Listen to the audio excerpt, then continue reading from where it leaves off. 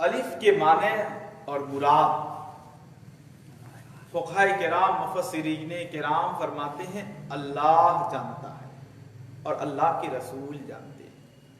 لام اللہ جانتا ہے، اللہ کے رسول جانتے ہیں۔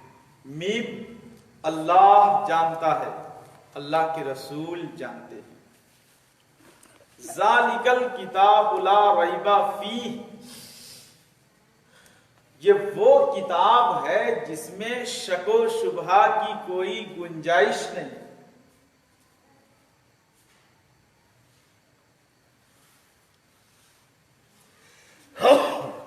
تو یہ قرآن کریم کے بارے میں اللہ نے فرمایا کہ اے میرے بندو، میں تم لوگوں کو ایسی کتاب دے رہا ہوں کہ جس میں کوئی شک نہیں ہے۔ اور شک کیسے ہو؟ شک اس چیز میں ہوتی ہے جو انسان کی بنائی ہوئی ہو، انسان کا لکھا ہوا ہو، انسان کا ایجاد کیا ہو۔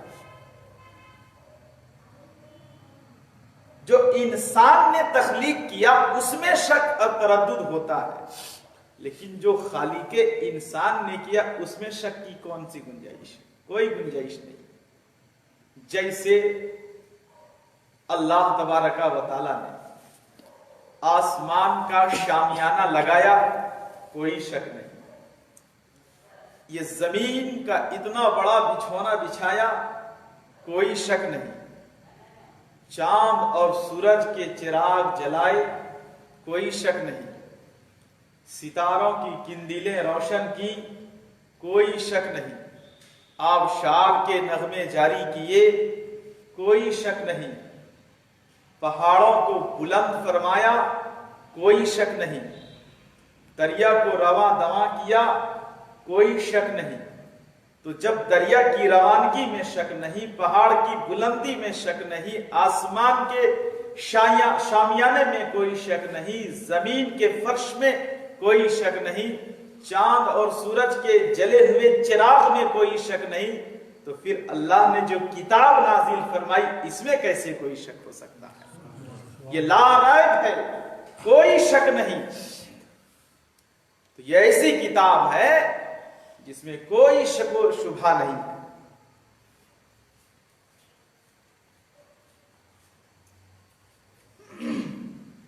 اور اللہ رب العزت نے یہ ایسی کتاب نازل فرمائی کہ جس میں شک نہیں، بلکہ اس میں روشن دلیلیں ہیں، اور تمام منصف مزاج اور لوگوں کے لیے یہ کتاب الہی حق ہونے کی یقین کرنے پر مجبور کرتی ہے۔ جو لوگ انکار کرتے ہیں یہ کتاب ایسی ہے کہ آج تک اس کتاب کے نہ ایک حروف بدلے گئے، نہ ایک حروف مٹائے گئے۔ اور اللہ تبارک و تعالیٰ نے پیارے مصطفیٰ سے فرمایا کہ اے میرے محبوب، میں تم کو ایسی کتاب عطا فرماؤں گا کہ جو نہ پانی سے مٹائے جائیں گے، نہ آگ سے جلائے جائیں گے، نہ اور کسی چیز سے وہ خاک کیے جائیں گے۔ تو وہ قرآن کریم ہے۔ آگے ارشاد ہے ہدی للمتقین، کوئی شک نہیں، اور یہ ہدایت ہے متقیوں کے لیے۔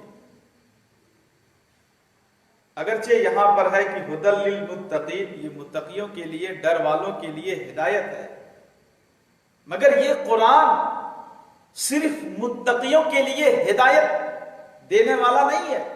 یہ ایسی کتاب ہے، یہ ایسا کلام الہی ہے کہ یہ تمام لوگوں کے لیے ہدایت ہے۔ اللہ نے دوسری جگہ ارشاد فرمایا شہر رمضان الذی انزل فیہ القرآن ھدی للناس وبینات من الھدی والفرقان۔ یہ ایسی کتاب کہ تمام لوگوں کے لیے، ھدی للناس، تمام لوگوں کے لیے ہدایت ہے۔ تمام لوگوں کو صحیح راہ دکھانے والی کتاب ہے۔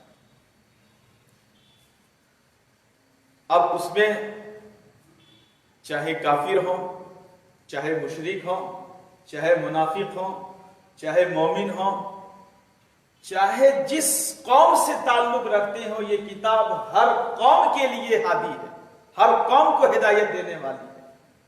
لیکن اس کا خاص فیضان متقین کے لیے، جیسے آسمان سے جب بارش ہوتی ہے، آسمان سے جب پانی اترتا ہے، بارش ہوتی ہے، تو آسمان کی بارش، آسمان کا پانی ہر جگہ پڑتا ہے۔ میدان میں بھی بارش ہوتی ہے، مکان میں بھی بارش ہوتی ہے، جھوپڑی میں بھی بارش ہوتی ہے، پہاڑ پر بھی بارش ہوتی ہے، جنگل میں بھی بارش ہوتی ہے، کھیت کھلیہان ہر جگہ بارش ہوتی ہے۔ لیکن اس بارش سے سب سے زیادہ فائدہ کس کو ملتا ہے؟ کھیت کھلیہان کو۔ کھیت کو نہ ملتا ہے، سبزی کو نہ ملتا ہے، ہریالی کو ملتا ہے۔ بارش سے ٹھنڈک تو حاصل سبھی لوگ کرتے ہیں، لیکن بارش سے کما حقہ فائدہ صرف کھیت اور پھل فروٹ اور پیڑ حاصل کرتے ہیں نا۔ اب زمین کی 3 قسمیں ہوتی ہے، ایک ہوتی ہے گڈھے والی زمین، اور ایک ہوتی ہے جو گڈھا نہ ہو مگر گڈھا سے کچھ کم درجے کی زمین، اور ایک ہے اوپری زمین۔ گڈھے والی زمین جیسے دریا، تالاب، سمندر، ڈیم، اس کو گڈھے والی زمین کہتے ہیں۔ اور دوسری کھیت جو اس سے کم والی، جسے کھیت، باری، یہ کم گڈھے والی ہوتی ہے۔ اور تیسری اوپری زمین یعنی پہاڑ۔ تو جب بارش ہوتی ہے تو سب سے زیادہ پانی کہاں جمع ہوتا ہے؟ تالاب، دریا، ڈیم، سب سے زیادہ پانی وہیں نہ جمع ہوتا ہے۔ اسٹاک کہاں ہوتا ہے پانی؟ سمندر میں یا ڈیم میں یا تالاب میں۔ اس کے بعد پانی کہاں جمع ہوتا ہے؟ کھیت میں۔ اس کے بعد پانی کہاں جمع ہوتا ہے؟ کھیت میں جمع ہوتا ہے۔ اس کے بعد صرف پہاڑ پر پانی نازل ہوتا ہے، بارش ہوتی ہے، پہاڑ پہ پانی رکتا نہیں ہے۔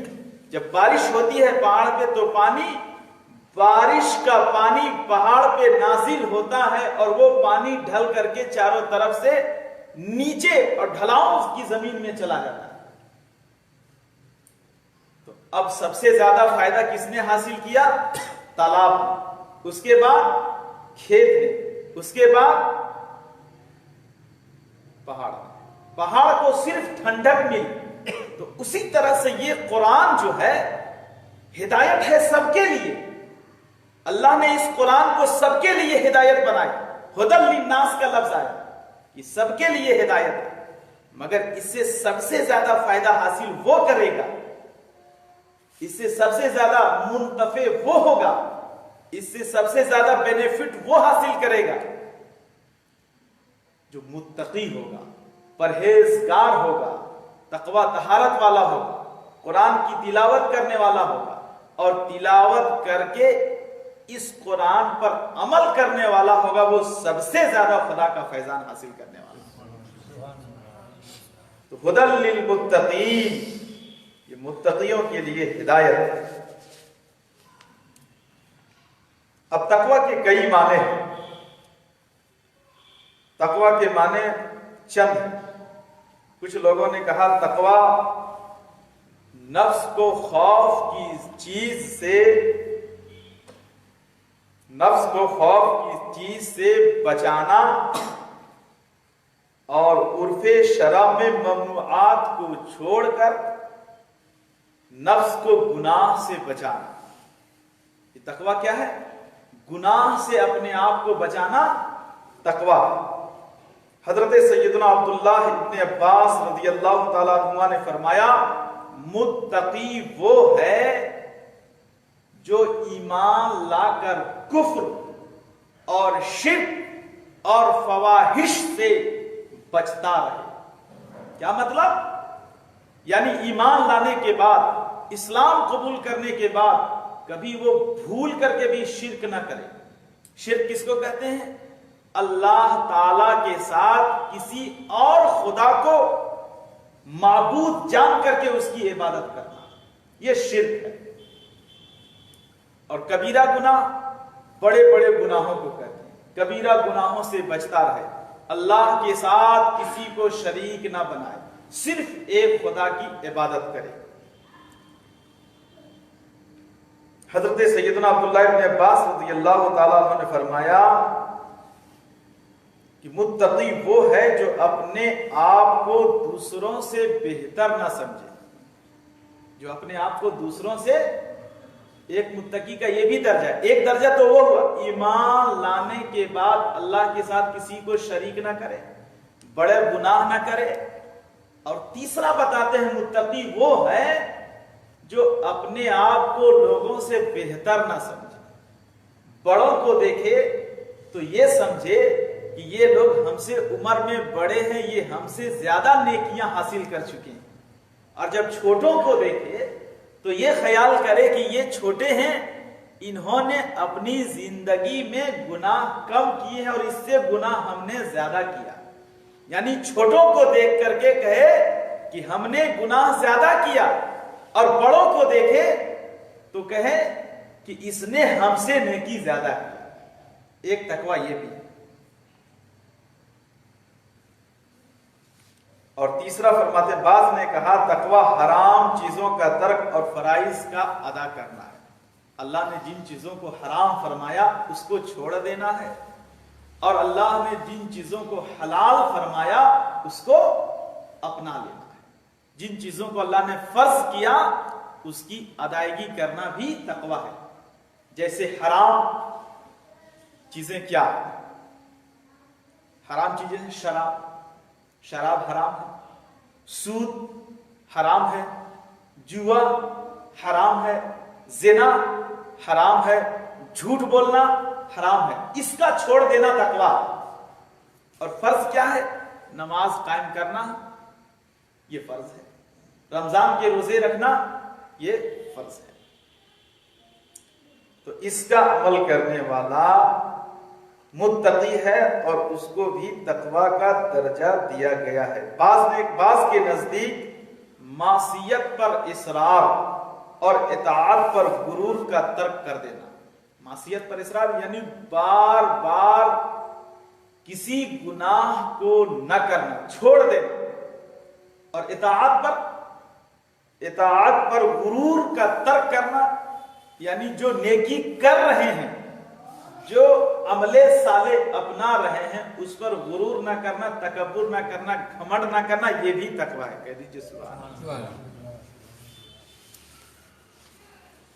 اور بعض نے کہا، کچھ لوگوں نے کہا کہ تقویٰ وہ ہے، متقی وہ ہے کہ حضور اکرم صلی اللہ تعالی علیہ وسلم اور صحابہ کی جس نے مکمل پیروی کر لیا وہی آدمی متقی ہے۔ اور واقعی میں یہ سب سے بڑا درجہ ہے، کیونکہ حضور اور ان کے صحابہ نے کبھی کوئی ایسا کام نہیں کیا جس کو شریعت نے ناجائز کہا ہو۔ ان لوگوں نے کبھی بھی ایسا کام نہیں کیا جس کو شریعت نے حرام قرار دیا گیا ہو، بلکہ صحابہ کرام کی زندگی ہمارے لیے نمونہ عمل۔ اگر کسی نے صحابہ کرام کی زندگی کو اپنا لیا تو سمجھو کہ وہ دنیا میں ہی میں جنتی ہو جائے گا۔ اور تقویٰ کے لیے الگ الگ مراتب ہیں۔ عوام کا تقویٰ ایمان لا کر کے کفر سے بچنا۔ عوام کا تقویٰ ہے ایمان لانے کے بعد کفر یعنی اللہ کے ساتھ کسی کو شریک نہ کرنا، یہ کفر ہے۔ اور شریعت اسلام کا انکار کرنا کفر ہے، نماز کا انکار کرنا کفر ہے، روزے کا انکار کرنا کفر ہے، قرآن کی آیتوں کا انکار کرنا کفر ہے، قرآن کے ایک حرف کا انکار کر دینا کفر ہے۔ جن چیزوں کو اللہ نے فرض فرمایا ہے ان میں سے کسی بھی فرض کا انکار کرنے والا کافر ہے۔ اور بیچ والوں کا تقویٰ کیا ہے؟ بیچ والوں کا درجہ کیا ہے کہ وہ اچھا کام کرے، امر بالمعروف اور نہیں عن المنکر، اچھا کام خود کرے اور دوسرے لوگوں کو اچھا کام کرنے کا حکم دے، اور جن چیزوں سے اللہ نے منع فرمایا ہے اس سے رک جائے، وہ خود نہ کرے، اور اگر کوئی کرتا ہے تو ان لوگوں کو بھی سمجھائے اور اسے بھی روکے۔ یہ بھی متقیوں کا ایک درجہ اللہ نے عطا فرمایا ہے۔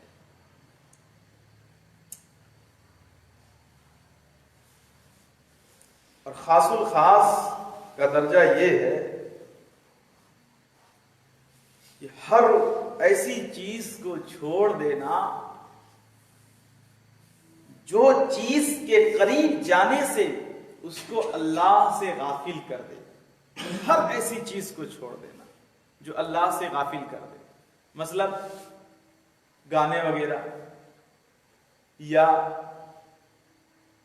لذیذ کھانوں کو کھانا یا ایسی محفل میں جانا جو اللہ کی ذکر سے غافل کر دے، یا ایسی تجارت کرنا جو اللہ کے ذکر سے غافل کر دے، یا ایسا کاروبار کرنا، دکان و مکان کرنا، بنانا جو اللہ کے ذکر سے غافل کر دے، تو ایسی چیزوں کو ترک کر دینا بھی تقویٰ ہے۔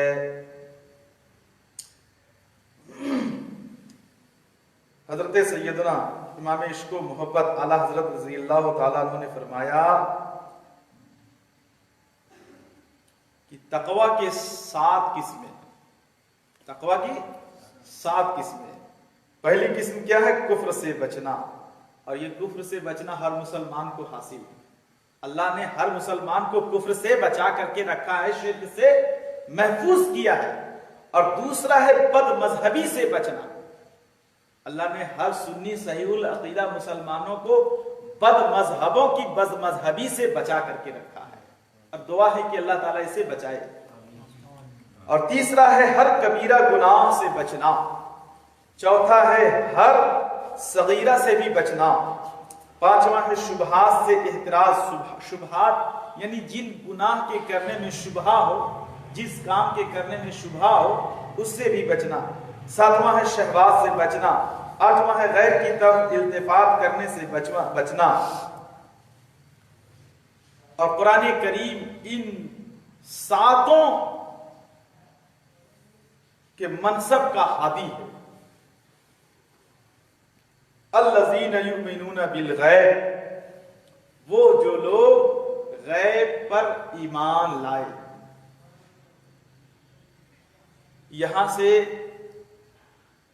مفلحون تک کی آیتیں، مومنین مخلصین، وہ مومن جن کا ظاہر بھی ایمان بولتا ہے، جن کا باطن بھی ایمان بولتا ہے، یعنی ظاہر میں بھی وہ اپنے آپ کو مسلمان ثابت کرتے ہیں اور باطن میں بھی اپنے آپ کو مسلمان کہتے ہیں، ایسے مومنین کے بارے میں اللہ تعالیٰ نے فرمایا کہ یؤمنون بالغیب، وہ بے دیکھے ہماری وحدانیت کا اقرار کرتے ہیں اور ہمارے محبوب جناب محمد رسول اللہ صلی اللہ علیہ وسلم پر ایمان لاتے ہیں، ہماری کتابوں پر ایمان لاتے ہیں۔ تو جو بے دیکھے ہماری وحدانیت کا جس نے تصدیق کر دیا، وہی بندے دنیا میں کامیاب اور بامراد، اولئک ھم المفلحون، وہی لوگ کامیاب ہیں۔ اور اس کے بعد 2 آیتیں کافرین کے شان میں نازل ہوئی، ابو جہل ابو لہب کی شان میں نازل ہوئی۔ اس کے بعد سے پھر 13 آیتیں منافقین کی شان میں نازل ہوئی ہیں۔ الذین یؤمنون بالغیب ویقیمون الصلاۃ ومما رزقناہم ینفقون،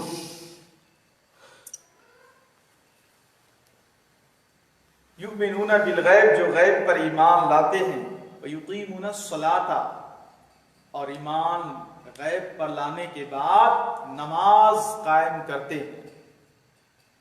وَيُقِيمُونَ الصَّلَاةَ وَمِمَّا رَزَقْنَاهُمْ يُنْفِقُونَ اور نماز قائم کرتے ہیں اور زکوٰۃ دیتے ہیں. وَمِمَّا رَزَقْنَاهُمْ يُنْفِقُونَ اور ہم نے جو انہیں دیا ہے ان چیزوں کو ہماری راہوں میں خرچ کرتے ہیں. الَّذِينَ يُؤْمِنُونَ بِمَا أُنزِلَ إِلَيْكَ وَمَا أُنزِلَ مِن قَبْلِكَ وَبِالْآخِرَةِ هُمْ يُنْفِقُونَ. جو لوگ نماز قائم کرتے ہیں تو اب یقیمون الصلاۃ کا لفظ آیا کہ نماز قائم کرتے ہیں. مومن کی شان اللہ تعالیٰ بیان فرما رہا ہے کہ وہ ایمان لانے کے بعد غیب پر ایمان لانے کے بعد نمازیں قائم کرتے ہیں. اب یہاں نماز قائم کرنے کی دو صورتیں ہوتی ہیں. ایک تو جس طرح سے نماز قائم کی جاتی ہے نماز ظاہری طور پر ادا کر لینا, اور دوسرا ہے پہلا ہے ظاہری طور پر نماز کے تمام ارکان کے ساتھ اور تمام سنن و مستحبات کے ساتھ ادا کر لینا, اور دوسرا ہے حالت نماز میں اپنے آپ کو اللہ کی جانب متوجہ کر لینا اور دنیا کی تمام چیزوں سے اپنے آپ کو الگ کر کے صرف خدا کی عبادت کے لیے اپنے آپ کو مخصوص کر کے اور خشوع اور خضوع کے ساتھ اللہ کی بارگاہ میں جھکنا, یہ بھی نماز اور یقیمون الصلاۃ میں داخل ہے. یعنی خشوع اور خضوع کے ساتھ تم اللہ کی بارگاہ میں جھکو. وَيُقِيمُونَ الصَّلَاةَ وَيُؤْتُونَ الزَّكَاةَ وَيُؤْتُونَ الزَّكَاةَ سے مطلق زکوٰۃ مطلق دینے کا حکم آیا ہے. انفاق خرچ کرنے کا جو حکم ہے وہ مطلق ہے, اس میں فرض واجب دونوں داخل ہے. فرض زکوٰۃ واجب جیسے کسی نے منت مانا ہمارا یہ مقصد پورا ہو جائے گا, ہماری یہ مراد اللہ تعالیٰ نے پوری فرما دی تو میں 10 روزے رکھوں گا, میں صحت یاب ہو گیا تو میں 5 روزے رکھوں گا, تو یہ اس کو کہتے ہیں نذر. اور صحت یاب ہونے کے بعد مقصد پورا ہونے کے بعد وہ روزے رکھنا واجب ہوتا ہے. تو یہ بھی جو ہے انفاق میں شامل ہے, داخل. اور مستحبات جیسے مسجد کے تعمیر میں لگانا, مدرسے بنانا, مدرسہ کے بچوں کے لیے انتظام و انصرام کرنا, غریبوں کو دینا, یتیموں کو دینا, بیواؤں کا سہارا بننا, یہ سب مستحبات. اسی طرح سے میت مرحوم کے لیے ایصال ثواب کی محفلیں قائم کر کے اس کے لیے قرآن کریم اور درود و سلام, حمد و نعت اور کلمہ وغیرہ پڑھ کر کے ایصال ثواب کرنا بھی نوافل مستحبات میں شامل ہے, داخل ہے. اس کے بعد آگے کی آیتیں ہیں مما رزقناہم ينفقون, اور جو ہم نے انہیں دیا اس میں سے وہ ہماری راہوں میں خرچ کریں اور خرچ کرتے ہیں. تو اب اس سے یہ ثابت ہو رہا ہے کہ جو پیسے ہم کماتے ہیں, جو روپیے ہم کماتے ہیں یا جو دولت ہم کماتے ہیں, انسان کماتا ہے, وہ انسان صرف کماتا ہے بلکہ دینے والا اللہ تعالیٰ ہے, عطا کرنے والا اللہ تعالیٰ ہے. کیونکہ اللہ نے اپنی طرف نسبت فرمایا وَمِمَّا رَزَقْنَا, اور جو ہم نے تمہیں رزق دیا, ہم نے تمہیں جو کھانے کی چیزیں دیا یا ہم نے تمہیں جو دولت دیا وہ اس کا پیدا کرنے والا میں ہوں. رزقنا نہ کی ضمیر بتا رہی ہے کہ اس کا پیدا کرنے والا اللہ ہے. اب بندے کو حاصل کرنے کا ذریعہ دیا کہ تم اس کے حصول کی کوشش کرو, میں تمہیں جو پیدا کیا ہوں عطا فرما دوں گا. تو جب آدمی کوشش کرتا ہے اللہ تعالیٰ اپنے فضل سے اس کو عطا فرما دیتا ہے. وَمِمَّا رَزَقْنَاهُمْ يُنْفِقُونَ وَالَّذِينَ يُؤْمِنُونَ بِمَا أُنزِلَ إِلَيْكَ وَمَا أُنزِلَ مِن قَبْلِكَ وَبِالْآخِرَةِ هُمْ يُوقِنُونَ.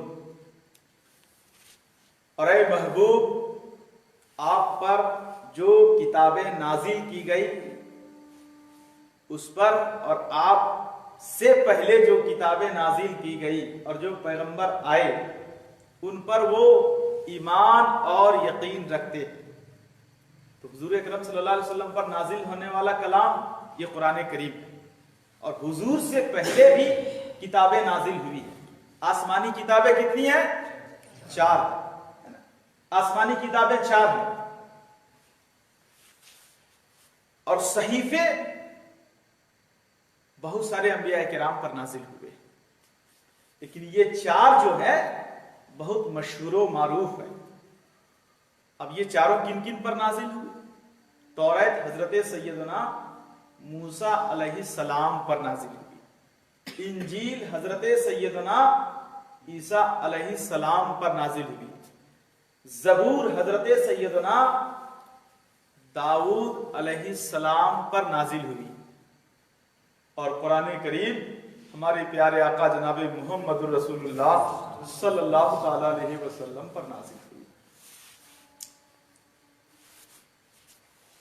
تو ان چاروں حضور سے پہلے جو انبیاء کرام آئے ان سارے انبیاء پر ایمان لانا ہے اور ان انبیاء پر جو کتابیں نازل ہوئی ان کتابوں پر بھی ایمان لانا ہے اور ان کتابوں میں جن چیزوں کا کرنے کا حکم دیا گیا ان چیزوں پر بھی ایمان لانا ہے.